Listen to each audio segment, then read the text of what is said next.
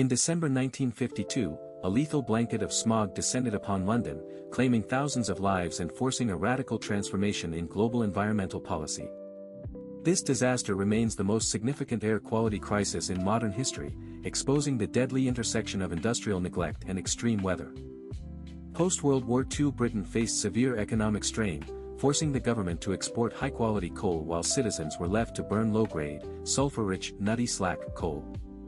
This domestic necessity created a hidden, toxic foundation for the impending catastrophe that would soon grip the city. By the early 1950s, London had decommissioned its electric tram network, replacing it with thousands of diesel-powered buses.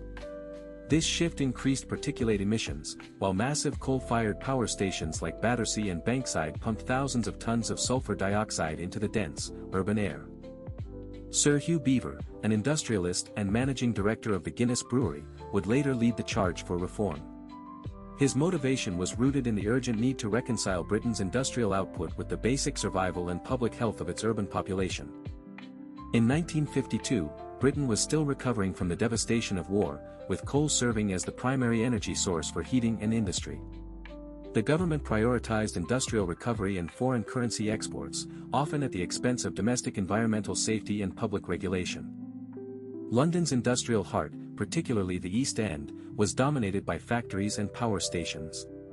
As the smog intensified, these areas became the epicenter of the crisis, where the density of coal smoke reached levels that were biologically incompatible with human respiratory health.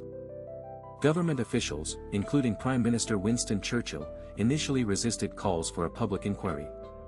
They feared that admitting the smog's severity would disrupt the fragile post-war economy and necessitate expensive, restrictive regulations that the Treasury was unwilling to fund at that time. Geography played a cruel role as the Thames River Basin acted as a natural bowl. This low-lying terrain trapped pollutants, preventing horizontal dispersion and ensuring that the toxic mixture remained concentrated over the densely populated residential areas of the Greater London region.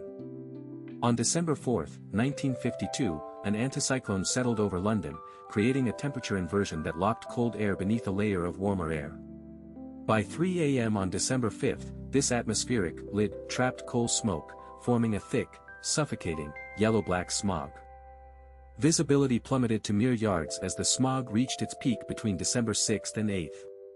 Public transport ground to a halt, ambulances ceased operations, and indoor events were cancelled as the toxic haze penetrated theaters, cinemas, and even the lungs of the city. Dr. Robert Waller, a researcher at St. Bartholomew's Hospital, used a simple air pump on the hospital roof to collect data. His measurements provided the hard evidence that finally disproved government denials, linking the spike in mortality directly to sulfur dioxide levels. Tragically, the human cost was immense. While the government initially reported 4,000 deaths, modern epidemiological studies estimate that up to 12,000 people perished during or shortly after the event, primarily due to respiratory infections exacerbated by the toxic, soot-filled atmosphere. As the smog finally dispersed on December 9 due to a cold westerly wind, the city was left in shock. Undertakers ran out of coffins and florists exhausted their supplies, forcing the public to confront the reality that this was no ordinary weather event.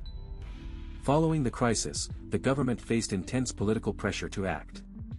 On July 18, 1953, the Committee on Air Pollution was formed under Sir Hugh Beaver, tasked with investigating the disaster and proposing legislative solutions to prevent a recurrence of such a tragedy. In November 1954, the Beaver Committee published its findings, confirming the direct link between coal smoke and the death toll. Their report recommended radical legislative changes, including the creation of smoke control areas and a shift toward cleaner, more efficient heating technologies. This momentum culminated in the Clean Air Act of 1956, which received royal assent on July 5. It established the world's first comprehensive national air quality policy, effectively ending the era of uncontrolled coal burning in the heart of Britain's major cities. Today, the 1956 Act is recognized as the blueprint for global environmental law. Its influence is directly seen in the United States Clean Air Acts of 1963 and 1970, as well as modern urban initiatives like London's current ultra-low emission zone. An often overlooked detail is the Smithfield cattle incident, where prize-winning animals at the Smithfield Club show began choking. Breeders were forced to improvise gas masks using burlap sacks soaked in whiskey to help the animals breathe through the thick, sulfurous air. This disaster serves as a stark reminder of the cost of ignoring environmental health. It highlights how policy, when driven by scientific evidence and public outcry, can fundamentally reshape the relationship between industrial progress and the protection of human life in urban spaces. Furthermore, the 1968 Clean Air Act expanded these protections by mandating taller industrial chimneys. This forced pollutants higher into the atmosphere, allowing for greater dispersion and preventing the localized, ground-level concentrations that had caused the 1952 tragedy in the first place. Modern environmental scientists frequently cite the Great Smog as the historical parallel to current PM 2.5 crises in cities like New Delhi, Beijing, and Jakarta. It remains a critical case study in how rapid industrialization without regulation inevitably leads to severe public health emergencies. Ultimately, the Great Smog of 1952 stands as a testament to the power of citizen-led science and political accountability. It teaches us that clean air is not merely a luxury, but a fundamental right that requires constant vigilance and robust, evidence-based policy to maintain.